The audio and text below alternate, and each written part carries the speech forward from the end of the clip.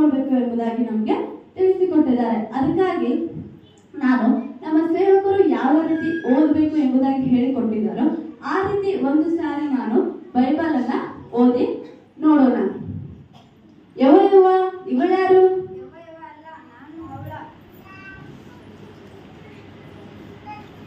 ಓ, ನೀನೇನಾ ಆದಾಮನ ಪಕ್ಕೆಯಲ್ಲೂ ಈ ಪ್ರಪಂಚದ ಮೊದಲನೇ ಸ್ತ್ರೀ? ನಿಮ್ಮನ್ನು ನೋಡಲು ಖುಷಿಯಾಗುತ್ತದೆ.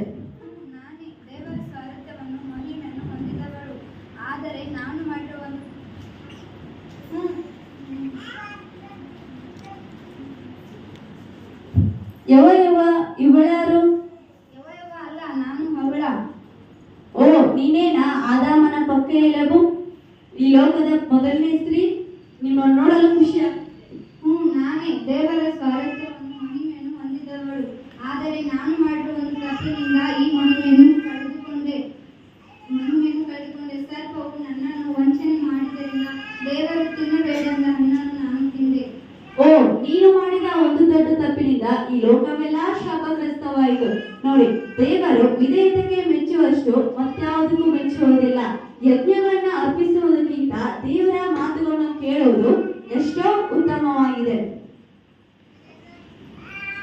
ಇದೇ ನೀವು ಬೆಳಗಿದೆಯಲ್ಲ, ಯಾವುದೋ ಒಂದು ಗ್ರಹದಿಂದ ತಪ್ಪಿಸಿಕೊಂಡು ಬಂದ ಜೀವಿ ಹಾಗೆ ಇದೆ. ಓ, ನಿಮಗೂ ಮಾತನಾಡಲು ಬರುತ್ತಾ?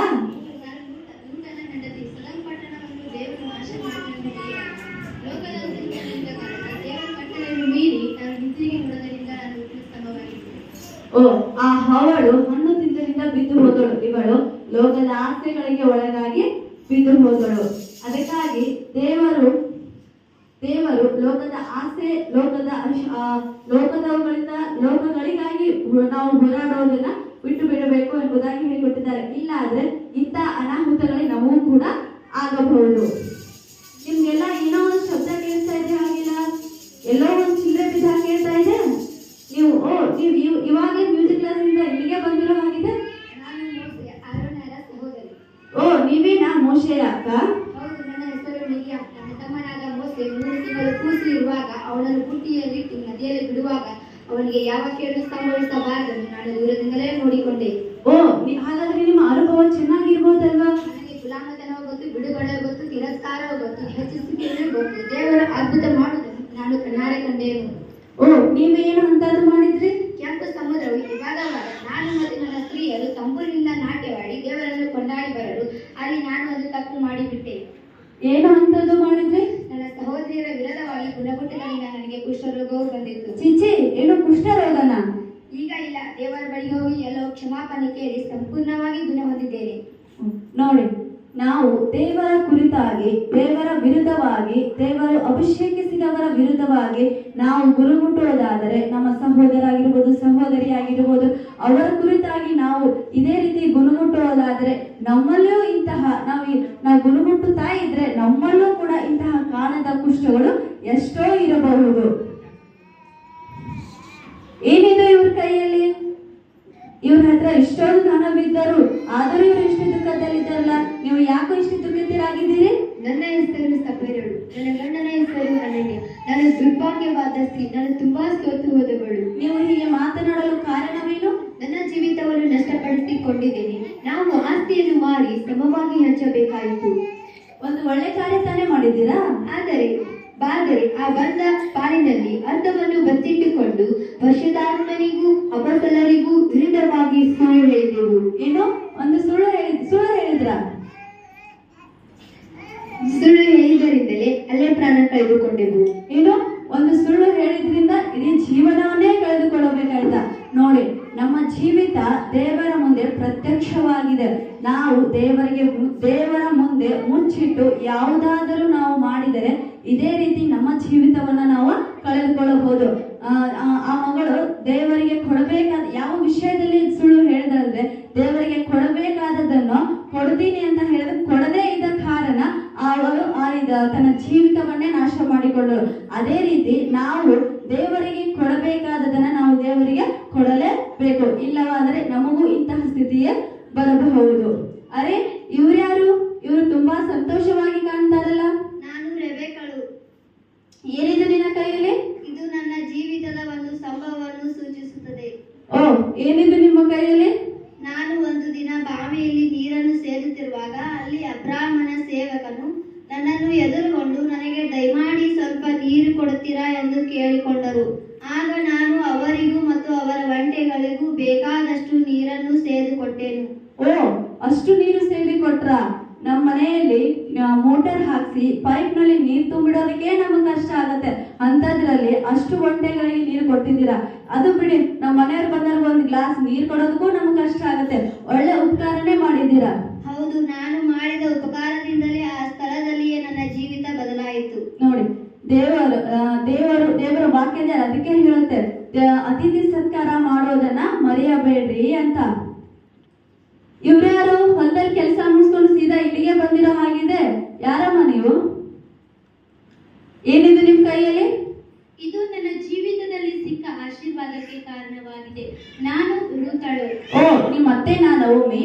ಹೌದು, ನನ್ನ ಅತ್ತೆ ನಹೋಮಿ. ನನ್ನ ಮಾವ ಎಲಿಮೆಲೆಕನು, ಆತನಿಗೆ 2 ಮಕ್ಕಳು. ಅವರು ಬೆತ್ಲೆಹೇಮಿನಿಂದ ಮೋವಾಬ್ ದೇಶಕ್ಕೆ ಬಂದರು. ಮೋವಾಬ್ ದೇಶದಲ್ಲಿರುವಾಗ ನನ್ನ ಗಂಡನು, ನನ್ನ ಮಾವನು ಹಾಗೂ ನನ್ನ ಸಹೋದರಿಯ ಗಂಡನು ತೀರಿ ಹೋದರು. ಅಯ್ಯೋ, ಕೇಳೋಕೆ ಎಷ್ಟು ಸಂಕಟ ಆಗ್ತಾ ಇದೆಯಲ್ಲಮ್ಮ. ನಿಮ್ಮ ಜೀವನ ಹೇಗೆ ಬದಲಾಯಿತು? ನನ್ನ ಅತ್ತೆ ನನ್ನನ್ನು ಹಾಗೂ ನನ್ನ ಸಹೋದರಿಯನ್ನು ತವರಿಗೆ ಕಳುಹಿಸಿ ತಾನು ಬೆತ್ಲೆಹೇಮಿಗೆ ಹೋಗಬೇಕೆಂದು ನಿರ್ಧರಿಸಿದಳು. ಹೌದಾ? ನೀವೇನೋ ಮಾಡಿದ್ರಿ? ನಾನು ಅನ್ಯೋನ್ಯಳಾದ್ದರಿಂದ ನನ್ನ ಅತ್ತೆಯನ್ನು ಅಗಲಲಿಲ್ಲ. ನನ್ನ ದೇವರನ್ನೇ ನನ್ನ ದೇವರೆಂದು ಸ್ವೀಕರಿಸಿದೆ. ಒಳ್ಳೆ ಕಾರ್ಯ ತಾನೆ. ನಾವು ಬೆತ್ಲೆಹೇಮಿನಲ್ಲಿರುವಾಗ ಒಂದು ದಿನ ನಾನು ನನ್ನ ಅತ್ತೆಯ ಸಂಬಂಧಿಕನಾದ ಬೋವಜನ ಹೊಲದಲ್ಲಿ ಅಕ್ಕಲಾಯಲು ಹೋಗಿದ್ದೆ. ಬೋವಜನು ನನ್ನನ್ನು ನೋಡಿ ನನ್ನ ಗುಣವನ್ನು ಮೆಚ್ಚಿ ಮದುವೆಯಾದನು. ದೇವರು ಅಕ್ಕಲಾಯುತ್ತಿದ್ದ ನನ್ನನ್ನು ದೇಶದ ಯಜಮಾನಿಯಾಗಿ ಮಾಡಿದರು. ಈ ಬೋವಜನ ವಂಶದಲ್ಲಿ ಹುಟ್ಟಿದವರೇ ಯೇಸು ಸ್ವಾಮಿ. ಅನ್ಯೋನ್ಯವಾದ ನಿನ್ನನ್ನು ದೇವರ ಆಶ್ರಯದ ರೆಕ್ಕೆಯಲ್ಲಿ ಆಶ್ರಯಿಸಿಕೊಂಡಿದ್ದರೆ ದೇವರು ನಿನಗೆ ಬಹಳ ಫಲವನ್ನ ಉಂಟು ಮಾಡಿದ್ದಾನೆ. ನೋಡಿ, ಯಾರು ಆತನನ್ನ ಹುಡುಕುತ್ತಾರೋ, ದೇವರ ಬಳಿಗೆ ಬರುವವರನ್ನ ದೇವರು ಯಾವುದೇ ಜಾತಿ, ಕುಲ, ಮತ ಇವುಗಳನ್ನ ನೋಡುವುದಿಲ್ಲ. ಆತನ ಮೇಲೆ ನಂಬಿಕೆ ಇಟ್ಟವರಿಗೆ ಆತನು ನಂಬಿಗಸ್ತನಾಗಿದ್ದಾನೆ. ಇಲ್ಲೇನೋ ಪ್ರಕಾಶವಾಗಿ ಕಾಣಿಸ್ತಾ ಇದೆಯಲ್ಲ, ನೀವ್ಯಾರು? ನನ್ನ ಹೆಸರು ಮಗ್ದಲ ಮರಿಯಳು. ಬೈಬಲ್ನಲ್ಲಿ ನನ್ನ ಹೆಸರು 12 ಬಾರಿ ಬರುತ್ತದೆ. ಯೇಸು ಸ್ವಾಮಿ ಜೊತೆ ಸೇವೆ ಮಾಡಿದ ಸ್ತ್ರೀಯರಲ್ಲಿ ನಾನು ಒಬ್ಬಳು. ಯೇಸು ಸ್ವಾಮಿ ನನ್ನ ಪಾಪಗಳನ್ನು ಕ್ಷಮಿಸಿ ನನಗೆ ಸೇವೆ ಮಾಡುವ ಭಾಗ್ಯವನ್ನು ಕೊಟ್ಟಿದ್ದಾರೆ. ಯಾರು ಯೇಸು ಸ್ವಾಮಿಯನ್ನ ಪೂರ್ಣ ಹೃದಯದಿಂದಲೂ, ಪೂರ್ಣ ಪ್ರಾಣದಿಂದಲೂ, ಪೂರ್ಣ ಶಕ್ತಿಯಿಂದಲೂ ದೇವರನ್ನ ಆರಾಧನೆ ಮಾಡುತ್ತಾರೋ ಅಂತವರಿಗೆ ದೇವರು ಶಾಂತಿ ಸಮಾಧಾನವನ್ನು ಕೊಡುತ್ತಾರೆ. ಅಂತಹ ಶಾಂತಿ ಸಮಾಧಾನವನ್ನು ನಾನು ಹೊಂದಿದ್ದೇನೆ. ಏನು, ಯೇಸು ಸ್ವಾಮಿಯ ಶಾಂತಿ ಸಮಾಧಾನವನ್ನ ನೀವು ಹೊಂದಿಕೊಂಡ್ರಾ? ಹೌದು, ಯೇಸು ಸ್ವಾಮಿ ಶಿಲುಬೆಯ ಮೇಲೆ ಇದ್ದಾಗ ನಾನು ಅಲ್ಲಿಯೇ ಇದ್ದೆ. ಯೇಸು ಸ್ವಾಮಿ ಜೀವಂತವಾಗಿ ಇದ್ದಾಗ ಮೊಟ್ಟ ಮೊದಲ ಬಾರಿಗೆ ಅವರನ್ನು ನೋಡುವ ಸೌಭಾಗ್ಯವು ನನಗೆ ದೊರಕಿತು. ಹೌದು, ಇದೇನಿದು ನಿಮ್ಮ ಕೈಯಲ್ಲಿ? ವಾರದ ಮೊದಲನೇ ಮುಂಜಾನೆ ಯೇಸು ಸ್ವಾಮಿಯನ್ನು ನೋಡಲು ಹೊರಟಾಗ, ಅಂದರೆ ಯೇಸು ಸ್ವಾಮಿಯ ಸಮಾಧಿಯನ್ನು ನೋಡಲು ಹೊರಟಾಗ ಈ ಬೆಳಕನ್ನೇ ಇಟ್ಟುಕೊಂಡಿದ್ದೆ. ಓ, ನೋಡಿ, ನೀವು ದೇವರ ಮೇಲೆ ಇಟ್ಟಿರುವ ಪ್ರೀತಿಯನ್ನ ತೋರಿಸುತ್ತದೆ. ಯಾರ್ಯಾರು ಆತನನ್ನ ಹುಡುಕುತ್ತಾರೋ ಆತನನ್ನ ಕಂಡುಕೊಳ್ಳುತ್ತಾರೆ. ಹೇ ಪಾಪು, ಎಷ್ಟು ಚೆನ್ನಾಗಿದೆಯಲ್ಲ. ಯಾರಪ್ಪ ಇದು ಪಾಪು? ನೀವ್ಯಾರು?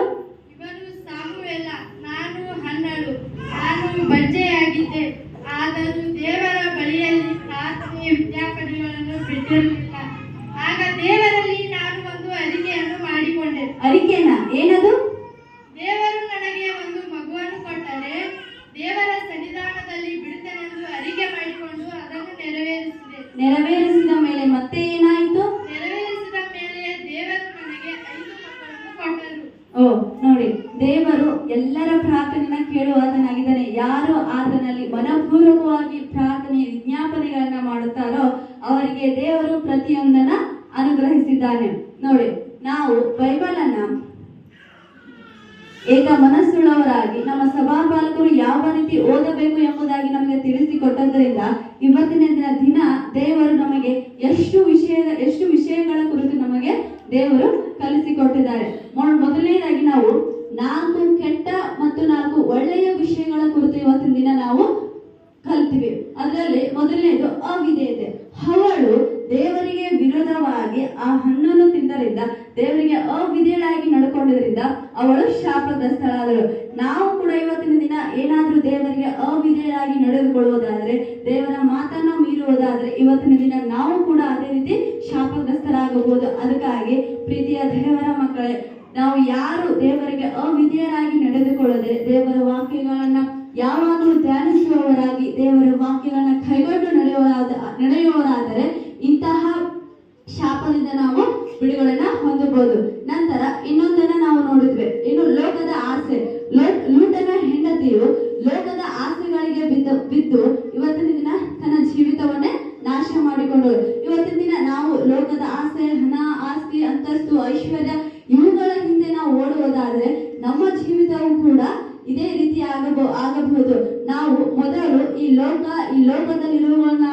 ಲೋಕದಲ್ಲಿರುವವರನ್ನು ಪ್ರೀತಿಸದೆ ಮೊದಲು ದೇವರ ರಾಜ್ಯಕ್ಕಾಗಿ, ನೀತಿಗಾಗಿ ನಾವು ತೌಕ ಪಡುವುದಾದರೆ ಇಂಥ ಶಾಪದಿಂದ ನಾವು ದೂರವಾಗಿರ್ಬೋದು. ಅಂತ ಶಾಪಗಳನ್ನು ನಮ್ಮ ದೇವರು ನಮ್ಮ ಹತ್ತಿರ ಕೂಡ ಬರಲಿಕ್ಕೆ ಬಿಡೋದಿಲ್ಲ. ನಂತರ ಗುರುಗುಟ್ಟಿಗೆ ಮಿರಿಯಾಮ್ ಈ ಮಗಳ ಕುರಿತು ನಾವು ನೋಡಿದಾಗ ಆತಳು ತನ್ನ ಸಹೋದರಿಯರ ಕುರಿತು ಗುಣಗುಟ್ಟಿದಳು. ಹಾಗಾಗಿ ಅವಳಿಗೆ ಕುಷ್ಠರೋಗ ಅಂಟಿಕೊಂಡಿತು. ನಾವು ಇವತ್ತಿನ ದಿನ ನಮ್ಮ ಸಹೋದರ ಆಗಿರ್ಬೋದು, ಸಹೋದರಿ ಆಗಿರ್ಬೋದು, ದೇವರ ವಿರುದ್ಧವಾಗಿರ್ಬೋದು, ದೇವರ ಅಭಿಷೇಕಿಸಿದವರ ವಿರುದ್ಧವಾಗಿರ್ಬೋದು, ನಮಗೆ ದೇವರ ಕುರಿತು ಒಳ್ಳೆಯದನ್ನ ಹೇಳುವ ಮಕ್ಕಳ ಕುರಿತಾಗಿರ್ಬೋದು, ನಾವು ಏನಾದರೂ ಗುಣಗುಟ್ಟುವುದಾದ್ರೆ ಇಂತಹ ಕುಷ್ಠಗಳು ನಮ್ಮನ್ನು ಬಿಡುವುದಿಲ್ಲ. ಯಾಕಂದ್ರೆ ದೇವರ ಪ್ರತಿಯೊಂದು ಮಾತುಗಳು ನೆರವೇರಲ್ಪಡುತ್ತದೆ. ದೇವರ ವಾಕ್ಯದಲ್ಲಿ ನಾವು ನೋಡ್ತೇವೆ, ಭೂಮಿ ಆಕಾಶ ಅಳಿದು ಹೋದರೂ ದೇವರ ಮಾತುಗಳು ಒಂದು ಅಳಿಯುವುದಿಲ್ಲ ಎಂಬುದಾಗಿ. ಹಾಗಾಗಿ ಅಂತಹ ಗುಣಗುಟ್ಟುವಿಕೆ ಮನಸ್ಸು ನಮ್ಮಲ್ಲಿದ್ದರೆ ನಾವು ಅದನ್ನ ತೆಗೆದು ಹಾಕಿ ಇಂದಿನಿಂದ ನಾವು ಒಳ್ಳೆಯ ಮಕ್ಕಳಾಗಿ ಜೀವಿಸುವವರಾಗಿರ್ಬೇಕು. ನಂತರ ಕಪಟ. ಈ ಮಗಳು ದೇವರಿಗೆ ಸುಳ್ಳು ಹೇಳಿ ತನ್ನ ಜೀವಿತವನ್ನ ನಾಶ ಮಾಡಿಕೊಂಡಳು. ಇವಳು ಸಫರಳು. ಇವಳು ದೇವರಿಗೆ ಕೊಡ್ತೀನಿ ಎಂಬುದಾಗಿ ಹೇಳಿ ಆತಳು ದೇವರಿಗೆ ಕೊಡದೆ ಸುಳ್ಳು ಹೇಳಿದ ಕಾರಣ ತನ್ನ ಇಡೀ ಜೀವಿತವನ್ನೇ ನಾಶ ಮಾಡಿಕೊಂಡಳು. ನಾವು ಕೂಡ ಇವತ್ತಿನ ದಿನ ದೇವರ ಹತ್ತಿರ ಎಷ್ಟೋ ಹರಕೆಗಳನ್ನ ಮಾಡಿರ್ಬೋದು, ಹರಕೆಗಳನ್ನ ಕಟ್ಟಿಕೊಳ್ಳಬಹುದು, ಏನೇ ಮಾಡಬಹುದು, ಕೊಡ್ತೀನಿ ಎಂಬುದಾಗಿ ದೇವರಿಗೆ ಹೇಳಿ ದೇವರಿಗೆ ಸಲ್ಲಿಸಬೇಕಾದದನ್ನು ನಾವು ಸಲ್ಲಿಸದೆ ಹೋದರೆ ನಮ್ಮ ಜೀವಿತವನ್ನು ಕೂಡ ನಾವು ನಾಶ ಮಾಡಿಕೊಳ್ಳೋರಾಗಿದ್ದೇವೆ. ಹಾಗಾಗಿ ನಾವು ಆ ರೀತಿ ಮಾಡದೆ ದೇವರಿಗೆ ಸಲ್ಲಿಸಬೇಕಾದದನ್ನ, ದೇವರಿಗೆ ಕೊಡುವಂಥದನ್ನ ನಾವು ದೇವರಿಗೆ ಕೊಡಲೇಬೇಕು. ಈ 4 ಕೆಟ್ಟ ವಿಷಯಗಳ ಕುರಿತು ನಾವು ಬೈಬಲ್ ಅನ್ನು ಕೇಳ್ತೇವೆ. ನಂತರ ಅವರು ಆ ರೀತಿ ನಾವು 4 ಕೆಟ್ಟ ವಿಷಯಗಳನ್ನ ನೋಡಿದಾಗ ಅವರು ಮಾಡಿದ ತಪ್ಪಿನಿಂದ ಯಾವ ರೀತಿ ಶಿಕ್ಷೆಯನ್ನು ಅವರು ಅನುಭವಿಸಿದರು ಎಂಬುದಾಗಿ ನಾವು ನೋಡಿದ್ದೇವೆ. ನಂತರ ಈ 4 ಒಳ್ಳೆಯ ವಿಷಯಗಳ ಕುರಿತು ಕೂಡ ನಾವು ಕಲಿತ್ವಿ. ಮೊದಲನೇದು ಉಪಕಾರ. ರೆಬೆಕ್ಕಳ ವಿಷಯದಲ್ಲಿ ನಾವು ನೋಡಿದೆವು. ಆ ಮಗಳು ದೇವರ ಮಗಳಾಗಿ ಒಂಟೆಗಳಿಗೆ, ಆಮೇಲೆ ದೇವರ ಮಕ್ಕಳಿಗೆ ಅಬ್ರಾಹ್ಮಣ ಮಕ್ಕಳಿಗೆ ಆತಳು ನೀರು ಕೊಟ್ಟಿದ್ದರಿಂದ ಆತಳು ಮಾಡಿದ ಉಪಕಾರವನ್ನ ದೇವರು ಮೆಚ್ಚಿ ಆತಳನ್ನ ಆಶೀರ್ವಾದ ಮಾಡಿದರು. ಇಂತಹ ಮನಸ್ಸು ನಮ್ಮಲ್ಲಿ ಇರಬೇಕು. ನಾವು ನಮ್ಮ ಹತ್ರ ದೇವರ ವಾಕ್ಯದಲ್ಲಿ ನಿಮ್ಮ ಹತ್ರ 2 ಇರುವುದಾದ್ರೆ ನೀವು ಒಂದನ್ನ ಕೊಟ್ಟು, ಅಥವಾ ಅತಿಥಿ ಸತ್ಕಾರ, ಮನೆಗೆ ಬಂದವರನ್ನ ಸತ್ಕರಿಸಬೇಕು, ಗೌರವಿಸಬೇಕು, ಪ್ರೀತಿಸಬೇಕು ಎಂಬ ಹಲವಾರು ವಾಕ್ಯಗಳನ್ನ ನಾವು ದೇವರ ವಾಕ್ಯದಲ್ಲಿ ನೋಡುತ್ತೇವೆ. ನಾವು ಕೂಡ ಒಬ್ಬರನ್ನ ಮನೆಗೆ ಬಂದವರಿಗೆ ಉಪಕಾರ ಮಾಡೋದ್ರಿಂದ ಅದೇ ರೀತಿ ದೇವರು ಕೂಡ ನಮಗೆ ಎಷ್ಟೋ ಉಪಕಾರಗಳನ್ನ ಮಾಡಿದ್ದಾರೆ. ನಾವು ಅದೇ ರೀತಿ ಉಪಕಾರ ಮಾಡೋದ್ರಿಂದ ನಾವು ಆ ರೀತಿ ಆಶೀರ್ವಾದವನ್ನ ಹೊಂದಬಹುದು. ನಂತರ ವೈರಾಗ್ಯ. ರೂತಳ ವಿಷಯದಲ್ಲಿ ನಾವು ನೋಡಿದ್ವಿ. ಆತಳು ದೇವರ ಮಾತುಗಳನ್ನ ಕೇಳಿ ಯಾವ ರೀತಿ ತನ್ನ ಕುಟುಂಬವನ್ನ ಕಟ್ಟಿಕೊಳ್ಳುವ ವಿಷಯದಲ್ಲಿ ವೈರಾಗ್ಯವಾಗಿ ಇದ್ದಳು, ಅದೇ ರೀತಿ ಕೂಡ ನಾವು ನಮ್ಮ ಕುಟುಂಬ ದೇವರಲ್ಲಿ ಬೆಳೆಯೋದಕ್ಕೋಸ್ಕರ ಆಗಿರ್ಬೋದು, ನಮ್ಮ ಆರಾಧನೆಯಲ್ಲಿ ಆಗಿರ್ಬೋದು, ನಮ್ಮ ಪ್ರಾರ್ಥನೆಯಲ್ಲಿ ಆಗಿರ್ಬೋದು, ನಮ್ಮ ನಂಬಿಕೆಯಲ್ಲಿ ಆಗಿರ್ಬೋದು, ಇದೇ ರೀತಿ ನಾವು ವೈರಾಗ್ಯ ಉಳ್ಳವರಾಗಿರುವುದಾದ್ರೆ ನಾವು ಕೂಡ ದೇವರ ಆಶೀರ್ವಾದವನ್ನ ಹೊಂದುವವರಾಗಿದ್ದೇವೆ. ನಾವು ಕೂಡ ರೂತಳ ಹಾಗೆ ವೈರಾಗ್ಯವಾಗಿ ಜೀವನ ಮಾಡೋರಾಗಿರೋಣ. ನಂತರ ಪ್ರೀತಿ. ಮಕ್ಕಳದ ಮರಿಯಳು. ಆತಳು ಯೇಸು ಕ್ರಿಸ್ತನ ಮೇಲೆ ಇಟ್ಟಿರುವಂತ ಪ್ರೀತಿಯನ್ನ ನಾವು ನೋಡಿದ್ವಿ. ಅವಳು ಯಾವಾಗ ಯೇಸು ಕ್ರಿಸ್ತನಲ್ಲಿ ಇಟ್ಟಿರುವಂತ ಪ್ರೀತಿಯನ್ನ ಅವಳು ತೋರ್ಪಡಿಸಿದವಳು, ಆವಾಗ ಅವಳು ಕೂಡ ಆಶೀರ್ವಾದವನ್ನ ಹೊಂದಿದಳು. ನಾವು ಕೂಡ ಆತನನ್ನ ಪ್ರೀತಿಸುವುದಾದರೆ, ಆತನನ್ನ ಅಂಗೀಕರಿಸುವುದಾದರೆ, ಆತನನ್ನ ಹುಡುಕುವುದಾದರೆ ನಾವು ಕೂಡ ಇವತ್ತಿನ ದಿನ ಆಶೀರ್ವಾದವನ್ನ ಹೊಂದುವುದಾಗಿದ್ದೇವೆ. ನಂತರ ಪ್ರಾರ್ಥನೆ. ಕೊನೆಯದಾಗಿ ಆ 4 ಕೆಟ್ಟವನ್ನ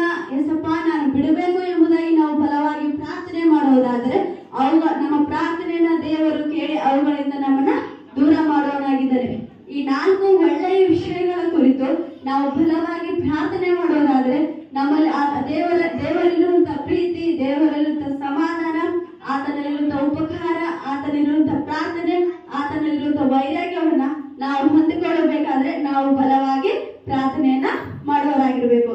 ಯಾಕಂದ್ರೆ ದೇವರು ಪ್ರತಿಯೊಬ್ಬರ ಪ್ರಾರ್ಥನೆಯನ್ನ ಕೇಳುವವನಾಗಿದ್ದಾನೆ. ನಾವು ಇವತ್ತಿನ ದಿನ ಏನೇ ಪ್ರಾರ್ಥನೆ ಮಾಡಿದರೂ ಆತನು ಸಿದ್ಧತರವನ್ನ ಕೊಡುವವನಾಗಿದ್ದಾನೆ. ಈ ಎಲ್ಲಾ ವಿಷಯಗಳನ್ನ ಯಾವಾಗ ನಾವು ತಿಳ್ಕೊಂಡು ಅಂದ್ರೆ ಇಷ್ಟು ದಿನ ಬರೀ ನಾವು ಕೂಡ ಬೈಬಲ್ ಓದೋದು ಬಿಡೋದು ಮಾಡೋದಾದ್ರೆ ಇಂಥ ವಿಷಯಗಳು ನಮ್ಮ ಕಣ್ಣಿಗೆ ಗೊತ್ತಾಗೋದಿಲ್ಲ, ನಮ್ಮ ಬೆಳಕಿಗೂ ಕೂಡ ಬರೋದಿಲ್ಲ. ಯಾವಾಗ ನಾವು ಬೈಬಲ್ನ ಏಕ ಮನಸ್ಸುಳ್ಳವರಾಗಿ ನಾನೇನೋ ತಿಳ್ಕೊಳ್ಬೇಕು, ನಾನೇನೋ ದೇವರಿಂದ ಹೊಂದಬೇಕು, ನನ್ನ ದೇವರ ವಾಕ್ಯದ ಸತ್ಯಾರ್ಥವನ್ನ ನಾನು ತಿಳ್ಕೊಳ್ಬೇಕು ಎಂಬುದಾಗಿ ಯಾವಾಗ ನಾವು ಬೈಬಲ್ನ ಮನಪೂರ್ವಕವಾಗಿ ಓದ್ತೀವೋ ಆವಾಗ ನಾವು ದೇವರ ಸತ್ಯವನ್ನ ತಿಳಿದುಕೊಂಡು ಬಿಡುಗಡೆಯನ್ನ ಹೊಂದುವವರಾಗಿದ್ದೇವೆ. ಅದಕ್ಕಾಗಿ ನಾವು ಇನ್ನು ಮುಂದೆ ಬೈಬಲ್ನ ಯಾವ ರೀತಿ ಓದಬೇಕು ಎಂಬುದಾಗಿ ಅರ್ಥ ಮಾಡಿಕೊಂಡವರಾಗಿ ಇನ್ನು ಮುಂದೆ ಬೈಬಲ್ ಅಲ್ಲಿ ಎಷ್ಟು ಒಳ್ಳೆಯದು ಇವೆ, ಕೆಟ್ಟವು ಇವೆ. ಆದ್ರೆ ನಾವು ಯಾವುದನ್ನ ಆರಿಸಿಕೊಂಡು ನಾವು ಯಾವುದನ್ನ ನಮ್ಮ ಜೀವಿತಕ್ಕೆ ತೆಗೆದುಕೊಂಡು ಅದರಂತೆ ನಡಿಬೇಕೆಂಬುದನ್ನ ನಮ್ಮ ಕೈಯಲ್ಲಿ ದೇವರು ಕೊಟ್ಟಿದ್ದಾರೆ. ಇದರಲ್ಲಿ ಏನಾದ್ರೂ ತಪ್ಪಾಗಿದ್ರೆ